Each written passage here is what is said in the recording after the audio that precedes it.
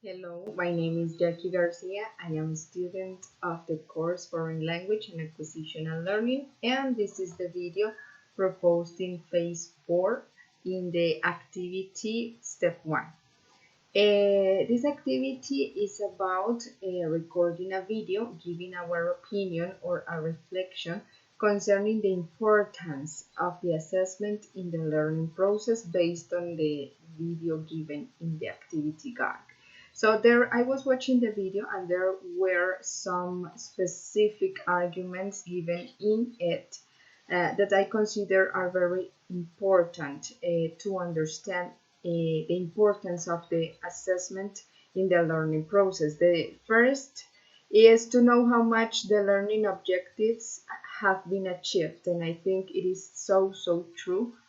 With the assessment, we can measure the things or the advancement of our students. So if we have that base, then we can give them tools to improve and also to grow in their learning process. So I think it is a tool for us as teachers to know where our students are and where they are going in the moment, and that will help us to provide them the tools to go and to get to that goal they set at the beginning.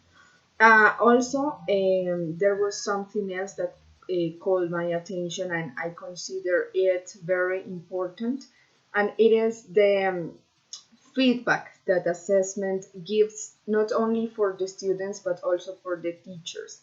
I think in the case of the students, it is a sort of a tool for them to say, well, I need to improve in this, I need to work on this. And for us as teachers, I repeat again, to provide them all those tools for them to improve. So I think it's also like a feedback for our teaching strategies, pedagogical strategies. Sometimes we think that we are doing it well, that we are explaining in a perfect way, but we are not. But our students are not getting the things that we are explaining. So that is the assessment is sort of a feedback also for us as teachers to be able to improve in our teaching activity. And I want to add something else, and it's about how the assessment is presented to the students.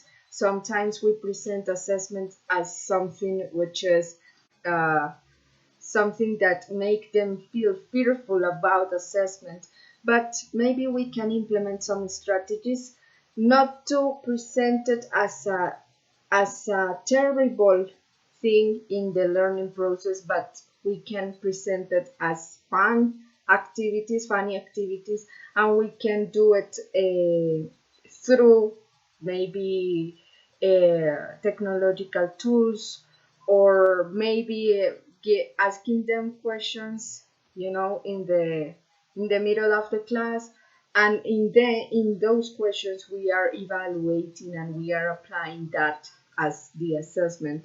But it is not necessarily something that make the students feel fearful or make the students feel anxious about that. So that is concerning assessment and the importance of it in the learning process. The second activity is concerning this assessment given by teacher Rahul and Prija. So the reflection is about the following questions. The first one is, what are the strengths and weaknesses in each teacher's marking? I think in the case of teacher Rahul, he gives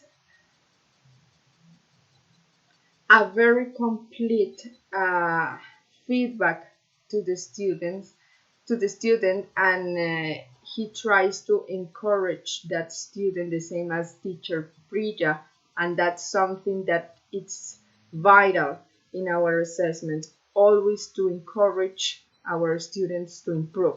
So it is one of the things that I consider is a strength in both cases. They focus on grammar as well, and that's something important. And they use different colors to highlight the mistakes.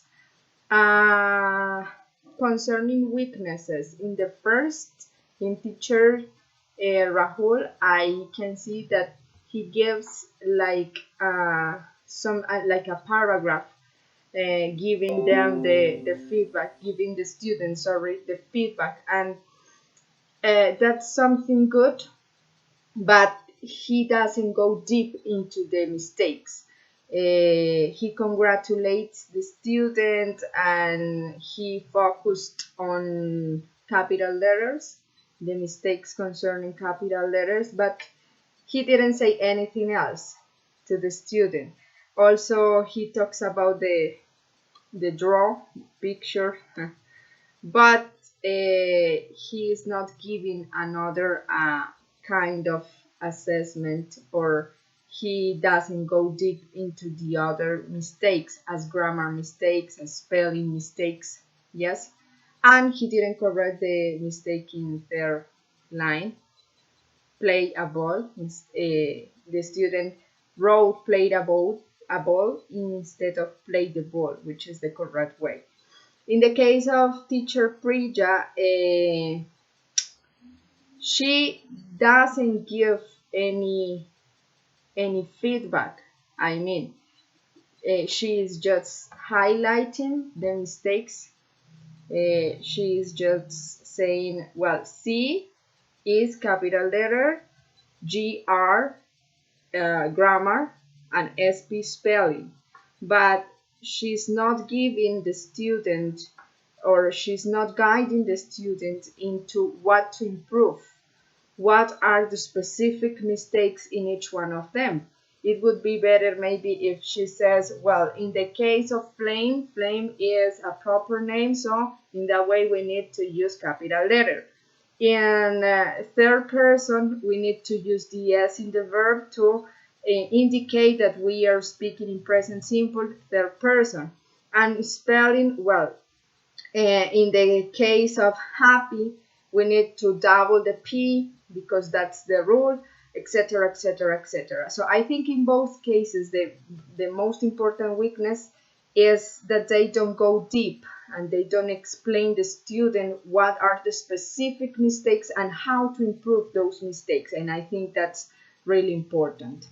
The second question is, what advice would you give Rahul and Priya? Well, that advice, to go deep and to try to not only highlight the mistakes, but also to give the students a deep feedback on how to improve those mistakes.